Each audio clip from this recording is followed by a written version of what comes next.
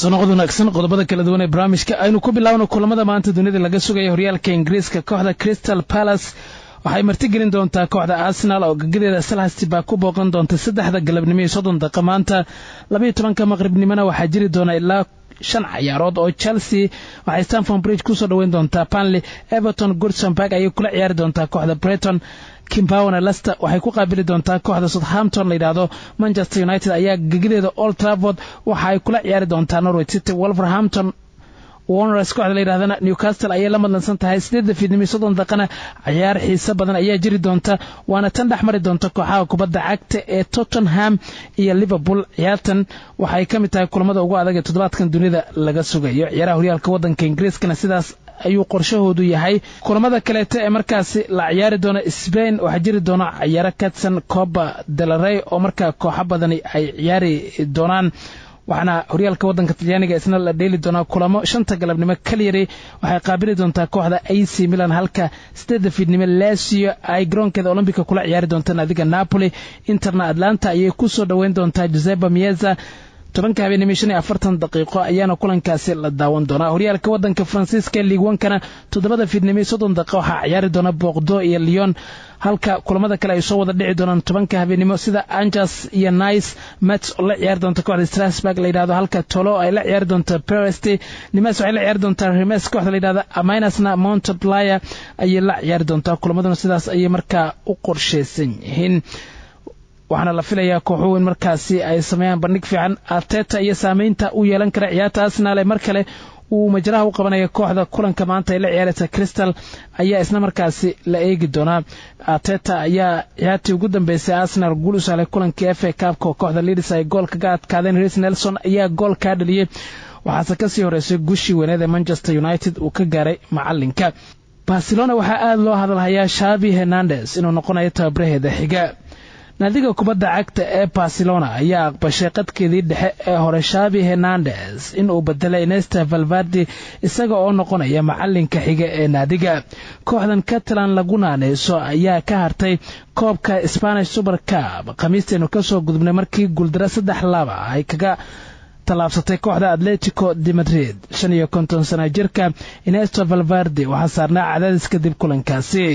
qaar ka mid ah warbaahinta gudaha Spain ayaa warinaysa in mas'uuliyiinta Barcelona sida Eric Abidal oo agaasimaha ciyaaraha kooxda iyo Oscar oo madaxa fulinta naadiga ah ay Doha kula kulmeen Xavi waxaana laga arinsanayaa sida Xavi uu ku noqon lahaa tababaraha xiga kooxda kubadda cagta ee Barcelona. lama xaqiijinin dhankiisa 39 sano jirkan hadda shaqada ka haya naadiga Al Sadd ee ka dhisan wadanka Qatar. Xavi ayaa Barcelona ka tagay sanadka markuu ahaa 2015 waxaana uu noqday kan ugu safashada badan kooxdaasi. waxa uu kula guuleystay 20 koob waqtigii uu ka tirsanaa. 85 gool ayuu dhaliyay kadib 760 ciyaarood oo uu Xavi ka soo muuqday naadiga kubadda cagta ee Barcelona. Henry, Robert Martinez iyo Ronald Koeman ayaa sidoo kale la filan karaa iyana in lala xiriiriyo booska tababarnimo ee kooxda kubadda cagta ee Barcelona haddii uu guuldareystay wadahadalka Barca iyo Xavi. 2 sanadood iyo bar heshiisa ayay u jeedinayaan mas'uuliyiinta kooxda Barca in Xavi uu ku tago gegida Camp Nou oo ay ku ciyaartaan naadiga kubadda cagta ee Barcelona. Saúl Gosna bartilmaameed xooggan ayuu u yahay koox ka dhisan horyaalka waddanka Ingiriiska. qadka dhexe Atletico de Madrid Saúl Gos ayaa suuqa la hadlaya dhinaca Manchester United inuu ku wajahan yahay Scott McTominay iyo Paul Pogba oo ka dhaawacan Red Devils. waxay ku qasbaysaa qad dhexe kale inay ku soo kordhiso safkeeda. Donny van de Beek ayaa ka mid ahaa kuwa la hadlaya inay u ruqaansan karaan garoonka Old Trafford. warsidaha Daily Record ayaa warinaya Saúl in markaa kooxda 20 mar haysta horyaalka waddanka Ingiriiska uu ku sii socdo. 25 sano jirkan muddo ayaa lala xiriirinayay inuu ka dhaqaaqay naadiga Atletico. laacibkan ayaa hore ugu saxiixay 9 sanadood oo qandaraas sanadka markuu 2017. ninkan Red Spain ayaa 300 oo ciyaarood ka soo muuqday kooxda uu hogaamiya Diego Simeone tartamada oo dhan waxaana markaasi uu hadda ka mid yahay kuwa olaha cusub la wada naadiga Atletico. Bruno Fernandes ayaa isaguna ku jahwareersan arrimaha ka mid noqoshada kooxda kubadda cagta ee Manchester United. welina mustaqbalka laacibka waa la eegayaa oo waxa warbaahintu ay aad u hadalhaysaa suuragalnimada in markaasi uu ciyaartoyga u jeestay dhinaca kooxda kubadda cagta ee Manchester United. waxba kale tan haddii markaasi aynu eegno waxa kamid ah kooxda kubadda cagta ee Manchester City ayaa baadigoob ugu jirta ciyaartoy dhalinyaro ah oo ka ciyaara horyaalka wadanka Faransiiska kaasoo ay rabto safkeeda inay ku soo darto. City ayaa u ruqaansanaysa Lyon qadkeeda dhexe Hosam ciyaartoyga la yiraahdo 22 sano jirkan ayaa ka soo baxay akademiyada kooxda Lyon 119 ciyaarood ayuu kulamada Faransiiska ka soo muuqday tartamada oo dhan 20 gool ayuu dhaliyay 22 caawin ayuu sameeyay inta uu ku jiray bandhigiisa kooxda Lyon. tiro kooxo oo Madrid ay kamid tahay ayaa la xiriirinayaa 22 sano jirkan reer Faransa 23 kulan ayuu markaa xagaagan ka soo muuqday naadigiisa. si kastaba warsidaha Calcio Mercato waxa uu ogaaday in kooxda horyaalka Ingiriiska difaacanaysa ee Manchester City hadda ay u ruqaansanayso helitaanka laacibkan. City waxay hore ula wareegtay Rodri oo Atletico ay kala timi walina bedelka Fernandinho ayaa u muuqataa in kooxdu markaa ay baadigoob ugu jirto. Chelsea waxay xiriir la sameynaysaa Dries Martinez. naadiga kubadda cagta ee Chelsea ayaa dhigeeda Napoli kala hadlaysa waryahanka Dries Martinez. laacibkan ayaa qandaraaska uu kooxda kula jira uu gabagabayahay 22 sano jirkan 9 gool ayuu dhaliyay 4 caawin uu sameeyay kadib 22 ciyaarood uu xagaagan xirtay maaliyadda kooxda kubadda cagta ee Napoli. qandaraaska kooxda Naples uu kula jira waxa uu dhacayaa bisha June ee soo socota. Arsenal iyo Manchester United ayaa labaduba abuuray qorshe ay ku xiisanayaan xidiga dhinaca weerarka, laakiin Chelsea ayaa isku dayaysa in ay qaadato. warsida Luton Sport ayaa ogaaday naadiga kubadda cagta ee Chelsea inay sameynayso xiriir Martinez ku saabsan oo ku aadan sidii laacibka ay u keeni lahayd garoonka galbeedka London ku yaala Stamford Bridge la yiraahdo. xidigii hore dhalinyarada naadiga Gent ayaa markaasi isagu kamid ah xidigaha qaranka Belgiumka wacdaraha ka dhigay. laacibkan ayaa dhaliyay 118 gool kadib 304 kulan oo Napoli tartamada oo dhan uu ka soo muuqday. Inter Milan, Bayern Munich iyo Borussia Dortmund ayaan sidoo kale ka marnayn doonista laacibkan Martinez la yiraahdo. warbixinada kale tana waxa markaasi kamid ah naadiga kubadda cagta ee Madrid oo helaysa ciyaartoy dhalinyaro ah kaas oo ay suuragal tahay inay ku garaacdo saxiixiisa naadiga kale. qadka dhexe ee kooxda kubadda cagta ee Barcelona Carlos Alena ayaa ku jahwareersan arrimaha ku saabsan in uu xirto maaliyadda kooxda kubadda cagta ee Real Madrid. 22 sano jirkan ayaa ka soo baxay safka dhalinyarada ee kooxda Barca, waxaana ciyaartoygan uu ka mid noqday kuwii ugu horeeyay ee marka ay ka soo aflaxeen akademiyada xirtay maaliyadda kooxda waaweyn ee Barca. ninkan reer Spain ayaa doonaya isla kooxda La Liga ugu tunka weyn ee Madrid in uu aado, waxaana muddo la hadalhayay inuu ka tagayo garoonka Camp Nou. Alena mustaqbalkiisa ciyaareed su'aal ama calaamad weyn ayaa ku dul hogan, maxaa yeelay Barcelona way adag tahay inay aqbasho xidig dhalinyaro ah inay u jihayso dhinaca kooxda kubadda cagta ee Real Madrid. haddii uu tago garoonka Santiago Bernabeu waa halka looga arko Barcelona in ay ku leedahay cadutooyada ugu xoogan kubadda cagta. waxay la tahay wax walba oo kubadda cagta ah inaan ku faraxsanahay waqtigan. Alena ayaa kadana sidaas u sheegay. run ahaantii naadiga kubadda cagta ee Barcelona waxa jooga taageerayaasheeda, halkan waa nolosheeda. waxaan ku sheegi karayaa wax walba oo horumar u horseedi kara ciyaarahayga in aan qaadan doono ugu dambeyntii. ma sahlana inaad ka tagto koox sida Barca oo kale ah, taageerayaal Madridna aad kasbato ayuu ku kaftamay ciyaartoygan lagu magacaabo Carlos Alena. xidigan Alena lagu magacaabo ayaa qandaraaska uu kooxda kula jira waxa uu dhacayaa 2022.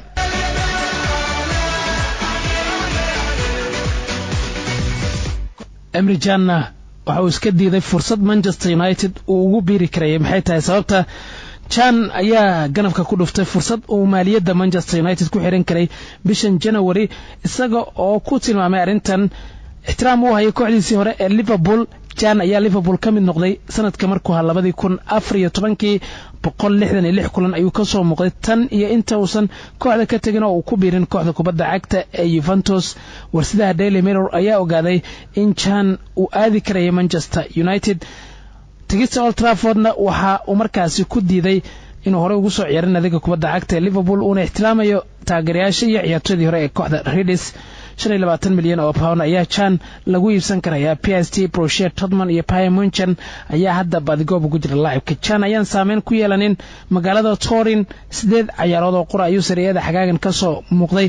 Manchester United ayaa eegaysa Pogba iyo Tomani oo dhaawacan. Matic oo kooxda inuu ka tagay la rumaysan yahay marka loona badinayo inuu aaday dhinaca kooxda Inter in marka ay buuxiso boosaskooda horeyna boosaskii ay baneeyeen Marwan Fellaini iyo Andre Herrera ayaysan marka kooxdan u buuxinin haddana culeys kale ayay ku noqonaysaa in ay sii lumiso kuwa kale oo markaasi qadka dhexe uga ciyaara dhaawaca Pogba ayaa dhowr goor isagu soo laalaabtay waxaana markaasi ciyaartooygan uu wali ku qanacsaneen xitaa si xirnaanshiyaha maaliyadda kooxdu markaasi ay ku ciyaarto Mikel Arteta iyo David Luizna waxa markaasi la soo warinayaa in macalinka uu durba aragti dhiibtay maxay aragtidiisa ku qotontaa warbixintan ayaynu ku eegaynaa Mikel Arteta ayaa doonaya David Luiz inuu noqdo hogaamiye saameyn leh marka laga hadlayo safka ay Arsenal gagida ku gasho ninkan ayaa loo arkaa daafac waaye arag ah waqtigan xidiga Luiz ayaa ka tagay magaalada London koox kale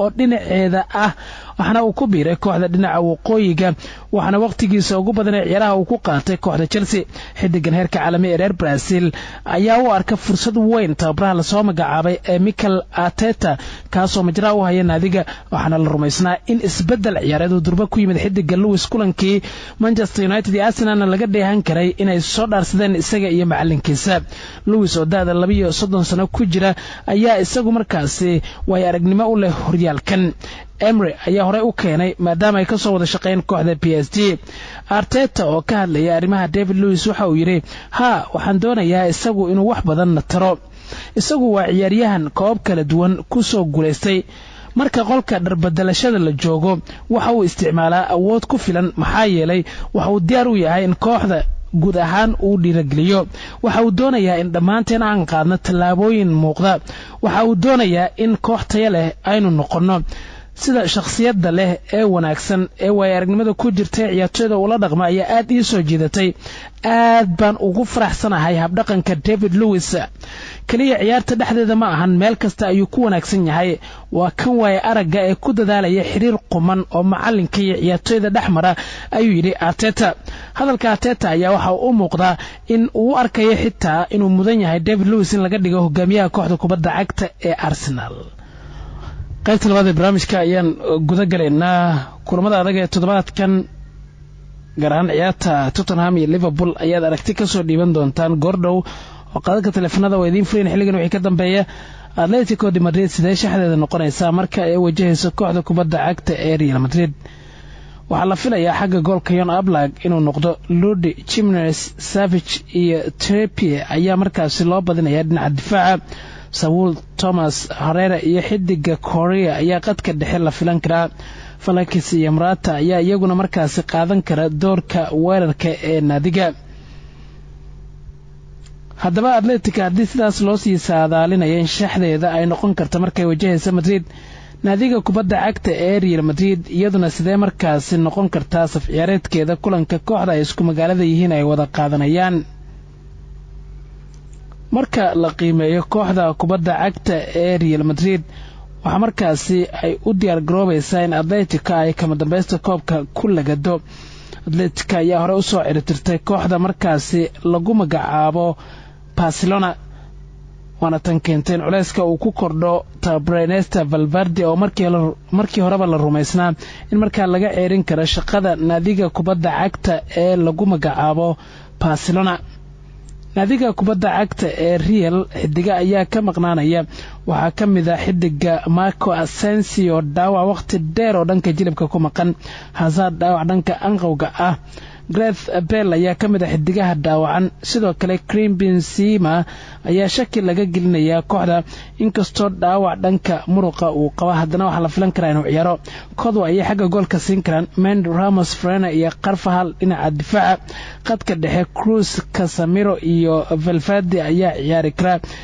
Isco iyo Modric kubadda wariyaasha weerarkan Luka Jovic ayaa markaas la filan karaa in kooxda kubadda cagta ee Real Madrid ay ciyaarsiiso labada dhinac ayaa markaasi ciyaartooda loo arkaa inay tahay mid saameyn gaara yeelan karta haddaba naadiga kubadda cagta ee Manchester City waxay la ciyaaraysaa dhigeeda Aston Villa ciyaarka horyaalka iyo markaasi dhinacyadan kulmayaan waxaa la sii saadaalinayaa safka kooxda kubadda cagta ee City ay kala hortagi karto naadiga kubadda cagta ee Aston Villa marka ay dhinacyadan iska hor yimaadaan wargeyska Sportsmal oo warbixintan sameeyay ayaa u arkay Edison dhinaca goolka in loo soo qaadan karo kulankaasi Mendy, Otmani, Fernandinho iyo Walkana markaa loo soo qaadan kara qaybta difaaca qadka dhexe Gundogan, Rodri iyo De Bruyne, garbaha Raheem Sterling iyo Bernardo Silva, weerarkana Sergio Kun Aguero, Leroy Sane iyo Emre Laporte ayaa labaduba dhaawacay dhanka jilibka kaga maqan shaqada kooxda kubadda cagta ee Manchester City.